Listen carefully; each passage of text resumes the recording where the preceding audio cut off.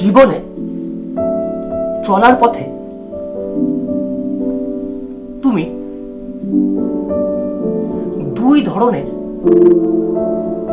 মানুষের জন্য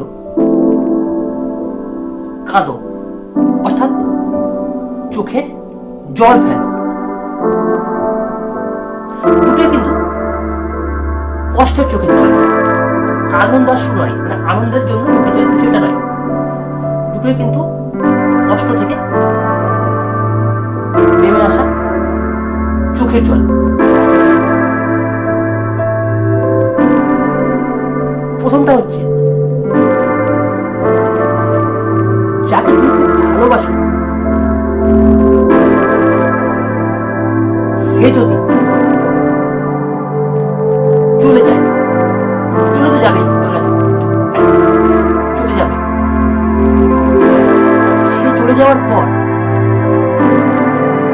যখন তুমি তার জন্য কাঁদো, তোমাকে এমনটা বলতে শোনা যায়, যদি সে তোমার খুব প্রিয় মানুষ হয়, খুব কাছের মানুষ হয়, ভালোবাসার মানুষ হয়, তখন তুমি কি বলো যে তোর মতো বা তোমার মতো মানুষের তোমার মতো ভালো আর ভালো তোমাকে আর কেউ বাসে না। তুমি একটাই, তুমি অপূরণীয়, তোমার পূরণ কেওয়ার মানে তোমার মতো ব্যক্তি আর দুটো আসবে না আমার জীবনে। তোমার শূন্যস্থান কেউ পূরণ করতে পারবে না, এটা আমরা বলি আর কাঁদি। আবার যে সেকেন্ডটা বলছি সেটা পুরোপুরি অন্যরকম। ধরো এমন এক ব্যক্তি যে তোমাকে খুব কষ্ট দিয়েছে বা দেয়, তখন তুমি কি বলো? ধরো তুমি খুব কষ্টে আছো বা অসুস্থ বা তোমার চলে যাওয়ার সময়, তখন তুমি কি বলো যে তোর মতো কষ্ট আর আমাকে কেউ দেয়নি বা দেবে না।